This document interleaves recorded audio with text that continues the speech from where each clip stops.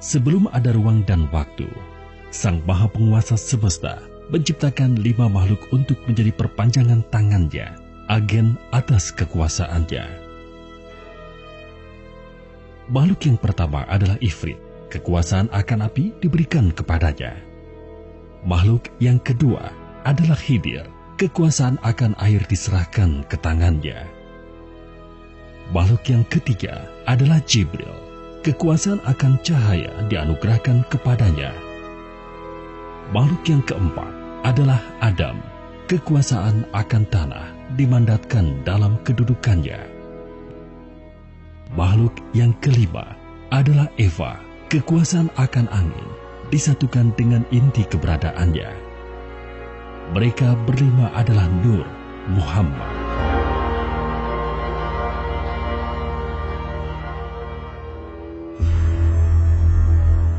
Sang Maha Memerintah kemudian menyampaikan kehendaknya kepada mereka untuk menciptakan sebuah dunia yang berbeda dari alam rohani tempat mereka sekarang berada.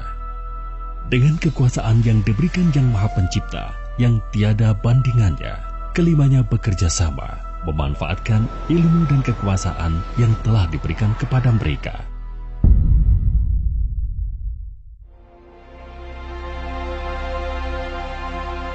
Melalui dentuman dan berbagai macam kekuatan dan kekuasaan, terciptalah kosmos, alam semesta.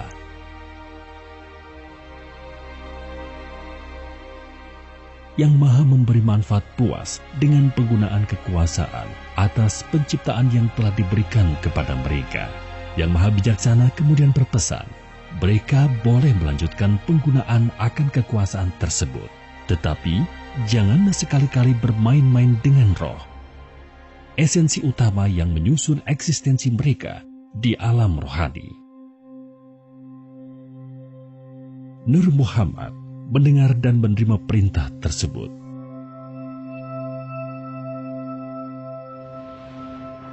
Tidak lama kemudian, salah satu di antara mereka berkomentar bahwa kosmos ini begitu luas dan terus bertambah luas seiring dengan waktu.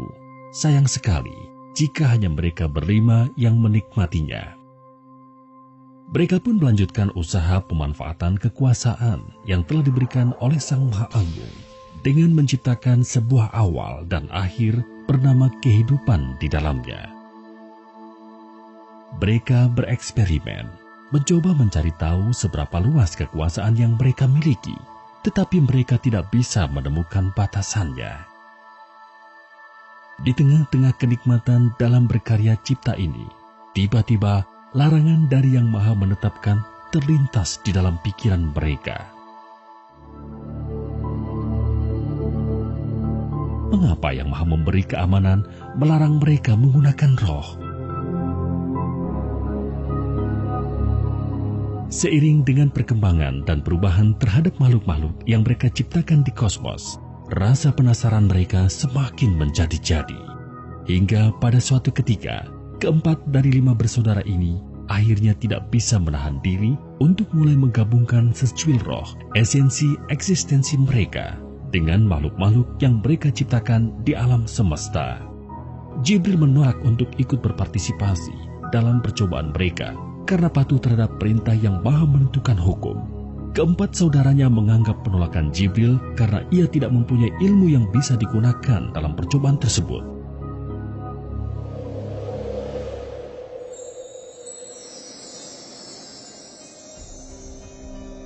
Setelah mencoba, mereka berempat sangat gembira mengetahui kombinasi 2 hal yang berasal dari 2 dunia yang berbeda, menciptakan makhluk-makhluk baru yang unik, berbeda dengan semua makhluk yang pernah mereka ciptakan sebelumnya.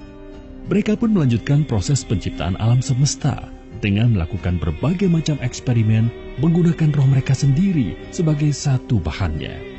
Sang Maha mengetahui sadar akan hal ini.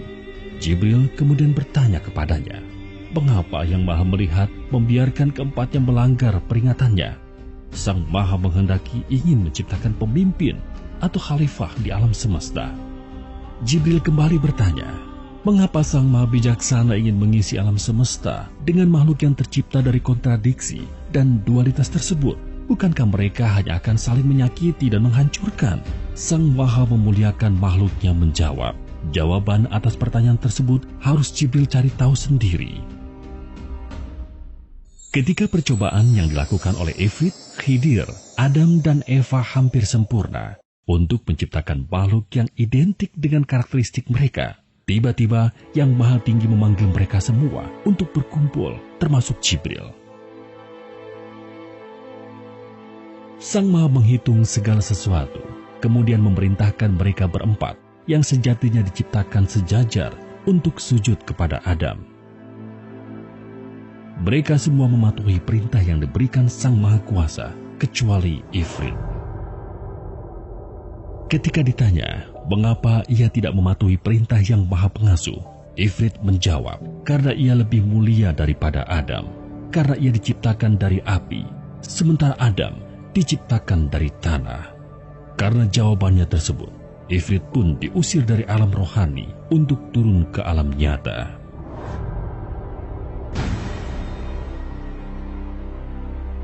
Ifrit diberikan kesempatan untuk membuktikan bahwa ia lebih mulia jika dibandingkan saudara-saudaranya yang lain, dengan mengalami sendiri kehidupan di alam nyata. Setelah selesai menguji Ifrit, Yang Maha Besar kemudian menguji keempat Nur Muhammad yang tersisa dengan mengiming-imingi kekuasaan yang lebih besar dari yang telah mereka miliki saat ini. Ternyata Adam dan Eva pun memakan umpan tersebut dan melanggar perintah Yang Maha Mengatur, sehingga mereka berdua kemudian juga diusir dari alam rohani. Adam dan Eva diberikan kesempatan untuk menambah pengetahuan dan kekuasaan yang mereka miliki dengan mengalami sendiri kehidupan di alam nyata. Dua bersaudara yang tersisa, Jibril dan Khidir, berdiskusi dan memutuskan bahwa salah satu dari mereka harus turun ke alam nyata untuk membantu saudara-saudara mereka. Khidir memutuskan untuk turun ke alam nyata secara sukarela, sementara Jibril tetap tinggal sebagai penyambung komunikasi dari alam rohani. Keputusan ini memastikan Jibril mampu berkomunikasi dengan Khidir, sehingga petunjuk-petunjuk yang diberikan Yang Maha Pemberi Petunjuk bisa diterima di alam nyata. Berbeda dengan di alam rohani, kali ini mereka harus hidup berbalutkan jasad salah satu makhluk yang mereka ciptakan, sebuah gabungan antara roh dengan jasmani yang telah mereka modifikasi. Terdapat begitu banyak dorongan yang disebabkan tubuh jasmani tersebut yang belum pernah mereka rasakan sebelumnya. Hal ini menjadi tantangan tersendiri bagi mereka berempat. Di samping itu, terdapat juga rasa permusuhan dan saling menyalahkan di antara mereka atas pengusiran dari alam rohani tersebut. Mereka tidak menyadari bahwa di alam diri mereka saat ini terdapat 7 lapisan, yaitu roh suci, hati, nafsu, rasa, akal, pikir, dan tubuh jasmani. Berbeda dengan ketika mereka berempat masih berada di alam rohani. Meskipun begitu, mereka semua berusaha menjalankan hukuman ini sebaik mungkin, berharap suatu saat Yang Maha Pemaaf akan berkenan mengizinkan mereka kembali ke alam rohani.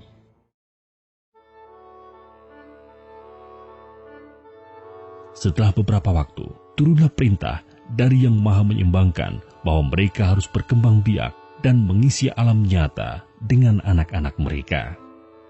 Pada awalnya, perintah tersebut tidak menjadi masalah bagi mereka. Secara perlahan-lahan namun pasti, mereka berhasil membimbing anak-anak mereka bagaimana cara bertahan hidup di dunia yang keras.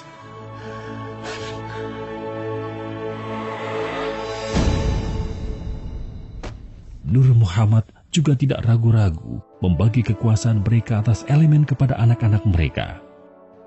Hingga suatu saat mereka menyadari bahwa ada yang terlewat dalam percobaan mereka ketika menggabungkan roh dengan jasad, yaitu keberadaan nafsu yang mengotori tindakan manusia.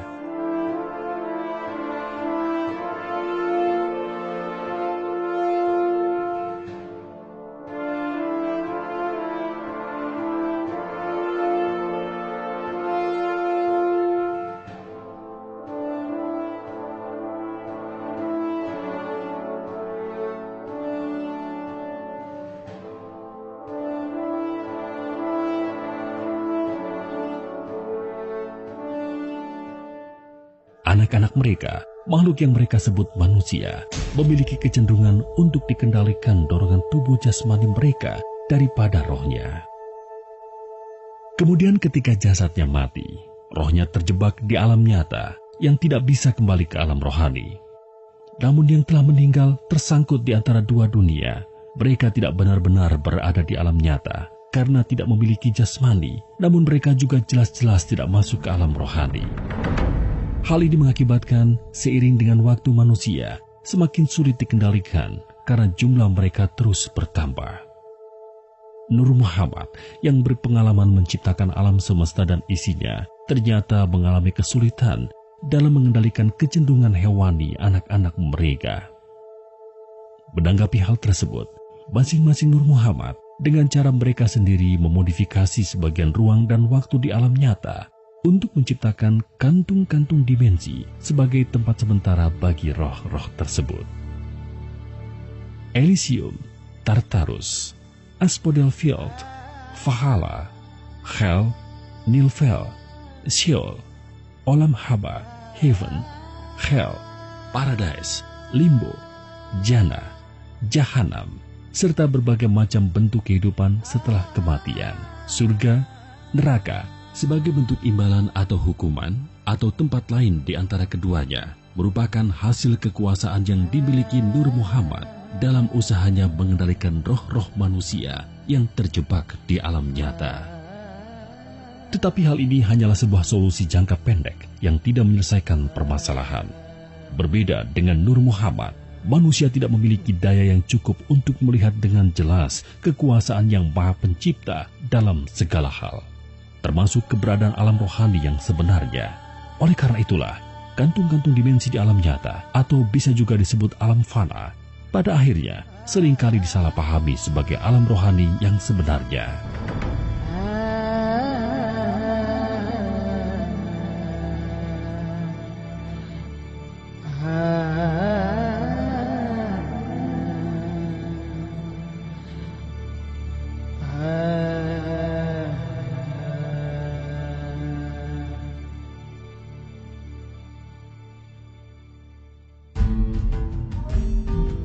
Nur Muhammad memohon kepada Sang Maha Kuasa untuk diberikan petunjuk dalam mengatasi permasalahan yang semakin besar ini. Melalui Jibril yang Maha Memelihara memberikan petunjuk pertama bahwa anak-anak mereka harus diperkenalkan kepada Sang Maha Pencipta. Nur Muhammad pun akhirnya memikirkan berbagai macam cara untuk melakukan hal tersebut.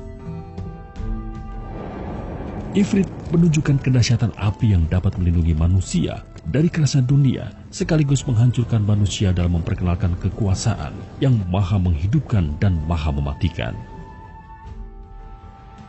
Khidir mengajarkan akan kehidupan yang hanya mungkin terpelihara karena adanya air yang mereka minum, dalam memperkenalkan kebijaksanaan yang maha memelihara. Adam memperlihatkan kemuliaan bumi dan tanah yang mereka injak dalam memperkenalkan keluhuran yang maha pemurah. Eva memberikan pemahaman akan kelembutan sekaligus kekejaman udara yang mereka hirup dalam memperkenalkan keadilan yang maha nyata sekaligus gaib. Usaha memperkenalkan umat manusia kepada Sang Maha Pencipta berlangsung hingga puluhan ribu tahun. Akibat situasi yang menyebabkan mereka diusir dari alam rohani, Nur Muhammad lebih suka bekerja sendiri-sendiri. Di setiap siklus pengenalan akan Yang Maha Pencipta yang mereka lakukan dengan cara mereka sendiri-sendiri, manusia memang menjadi lebih terkontrol karena melihat sosok Nur Muhammad secara langsung. Tetapi begitu waktu berlalu dan ditinggal untuk berusaha sendiri, manusia selalu kembali pada kekacauan dan kerusakan. Bahkan, sebagian justru menyembah Nur Muhammad daripada Yang Maha Kuasa yang sebenarnya. Untuk menghindari pengkultusan tersebut, mereka mulai menggunakan sosok manusia khusus sebagai lewatan dalam menyampaikan ilmu kepada umat manusia. Sosok manusia tersebut sebagian kita kenal dengan sebutan Nabi atau Rasul.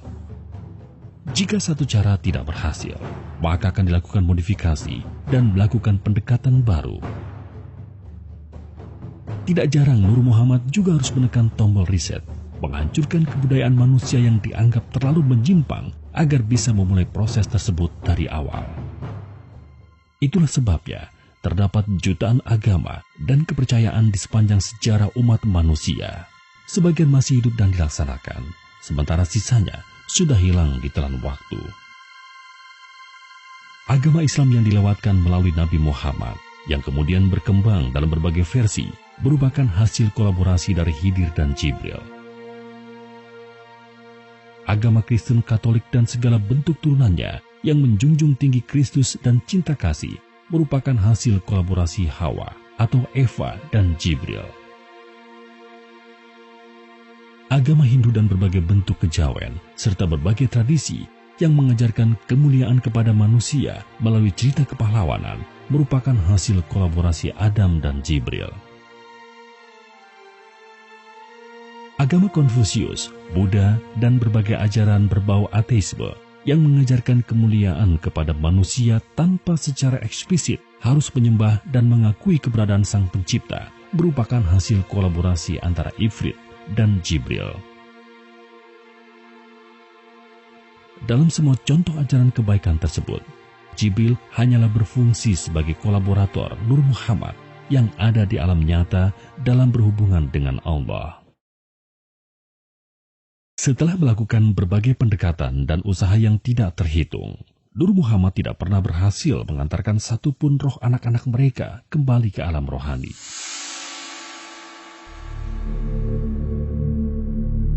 Sehingga mereka pun akhirnya berkumpul, bersama-sama melepaskan diri, dan menghilang dari panggung alam nyata dan alam fana. Umat manusia, anak-anak mereka tinggalkan sendirian. Mereka berkonsentrasi dan bersujud bersama di hadapan Yang Maha Pemilik kebesaran dan kemuliaan, menyerah dan mengakui bahwa mereka tidak mampu menyelesaikan tantangan ini. Mereka sujud selama hampir 1000 tahun sebelum akhirnya Yang Maha Bercahaya memberikan petunjuknya. Bahwa agar manusia bisa mengalahkan kecenderungan yang ada di dalam dirinya sendiri, yaitu nafsu, dan agar bisa benar-benar menjadi pemimpin di alam semesta, mereka membutuhkan pertolongan berupa utusan dari alam rohani, yaitu Malaikat Muqarrabin. Malaikat Muqarrabin adalah pancaran sinar dari Jibril, atau bisa disebut juga anak-anak Jibril, sebagaimana fitrah umat manusia merupakan anak-anak Nur Muhammad. Saat itulah Ifrit, Khidir, Adam, dan Eva baru sadar bahwa selama ini ilmu yang berusaha mereka cari-cari mengenai roh ternyata diberikan Yang Maha Kuasa kepada Jibril. Tetapi sebelum malaikat Muqarrabin diturunkan, terdapat berbagai persyaratan yang harus dipenuhi oleh keempat Nur Muhammad berada di alam nyata. Nur Muhammad pun mulai bergerak kembali. Kali ini mereka bersama-sama bekerja sebagai satu kesatuan, seperti ketika pertama kali mereka menciptakan kosmos. Mereka memilih laboratorium untuk mulai melaksanakan perintah Yang Maha Esa tersebut di Tanah Jawa, sebuah tempat yang saat ini dikenal sebagai bagian dari Indonesia. Mengapa di Tanah Jawa? Pertama, karena tempat ini adalah tempat mereka berkumpul bersama untuk bersujud menyembah kepada Yang Maha Mulia. Kedua, karena ketika Nur Muhammad sedang bersujud bersama-sama di hadapan Yang Maha Kekal atas kehendaknya, Tanah Jawa ternyata telah menjadi tempat di mana terdapat campuran dari segala macam agama dan kepercayaan milik mereka berempat ketika mereka sedang bekerja sendiri-sendiri.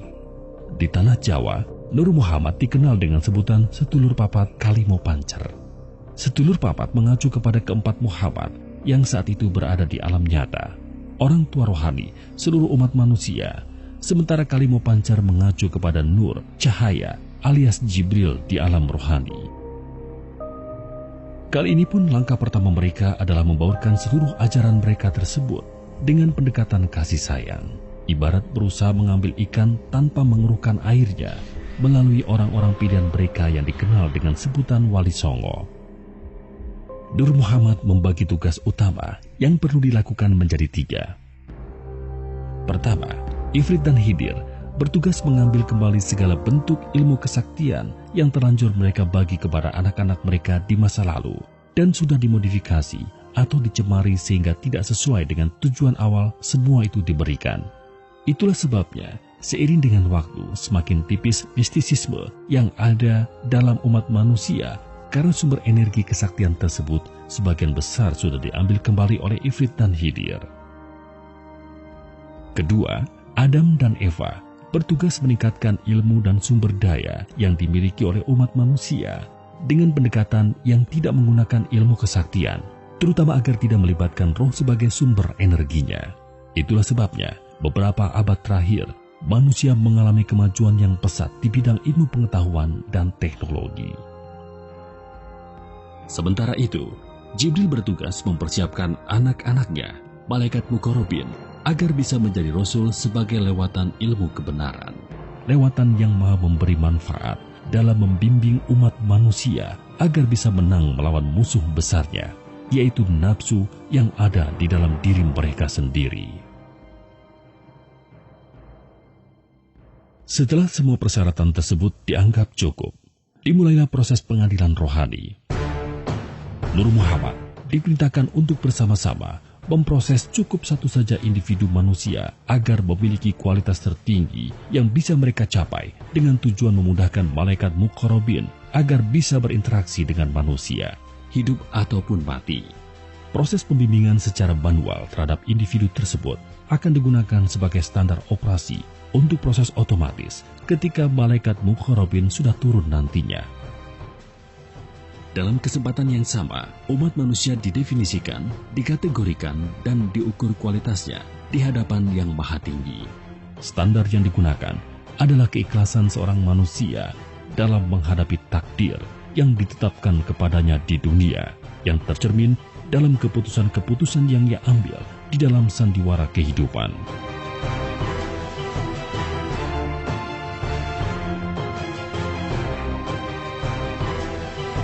Semakin tinggi kualitas keimanan manusia di hadapan Yang Maha Esa, semakin banyak dan berkualitas malaikat Muqarrabin yang diutus untuk membimbingnya.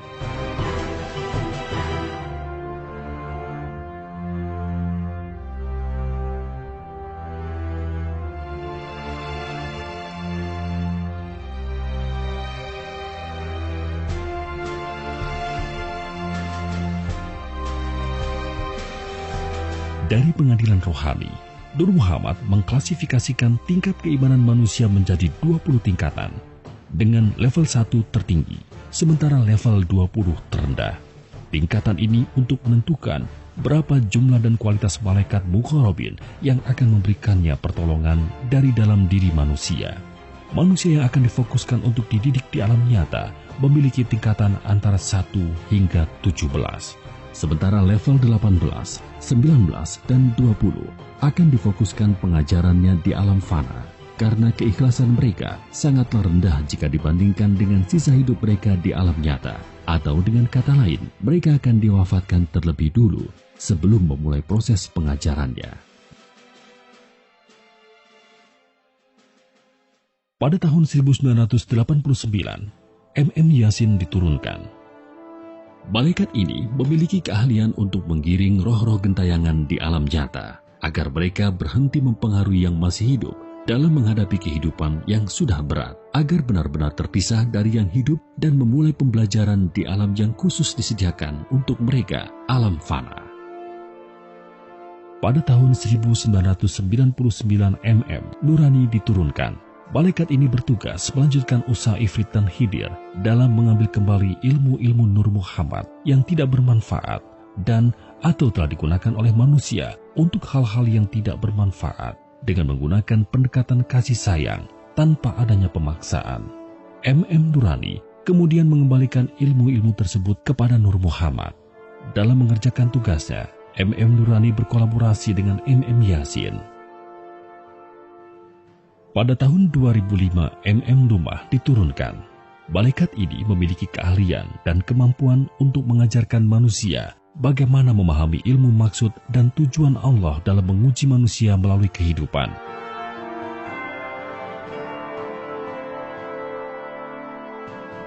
Agar manusia mampu sadar untuk berusaha sebaik mungkin dalam menghadapinya, agar lulus ujian kehidupan tersebut. Kelulusan atas ujian kehidupan merupakan modal utama manusia agar segala tindakannya bisa dilakukan dengan niat hanya karena Allah, sehingga pada akhirnya akan mampu berakhlak mulia yang sebenarnya, sebagaimana tujuan awal manusia diciptakan, menjadi pemimpin bagi alam semesta.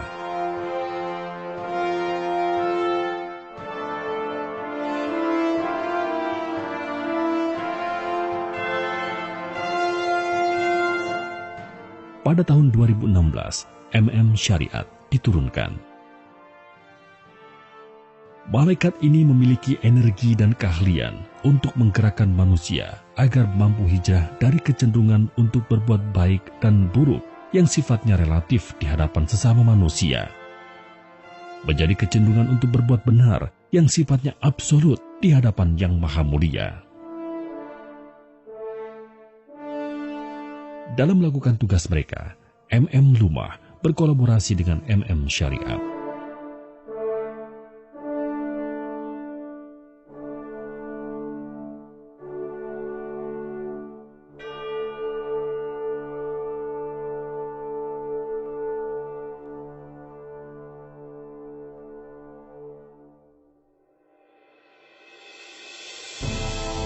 Semua agama dan ilmu apapun juga yang dimiliki manusia bersumber dari Yang Maha Kuasa melalui Nur Muhammad. Sekarang Nur Muhammad pula lah yang akan menyatukan semua itu menjadi agama Allah. Agama Allah adalah ilmu yang mengajarkan manusia agar mampu berserah diri kepada Allah secara benar, yang hanya bisa dilakukan ketika manusianya mampu mengalahkan nafsu di dalam dirinya sendiri. Atau dengan kata lain, bukannya diperbudak nafsu, hati dan tindakannya bisa berada di bawah kendali fitrah. Secara syariatnya, agama Allah menggunakan ajaran Islam karena malaikat muqarrabin dididik di alam rohani dengan cara Islam. Tetapi Islam kendali fitrah, bukan Islam kendali nafsu.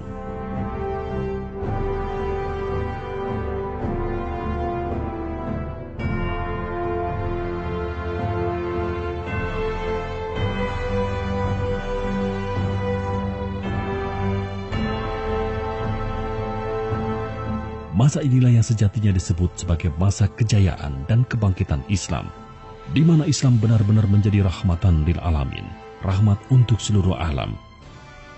Allah Zat yang Maha Merencana, sesuai di dalam surat An-Nasr, apabila telah datang pertolongan Allah dan kemenangan, dan kamu lihat manusia masuk agama Allah dengan berbondong-bondong, maka bertasbihlah dengan memuji Tuhanmu dan memohonlah ampun kepadanya. Sesungguhnya Dia yang Maha Penerima Taubat.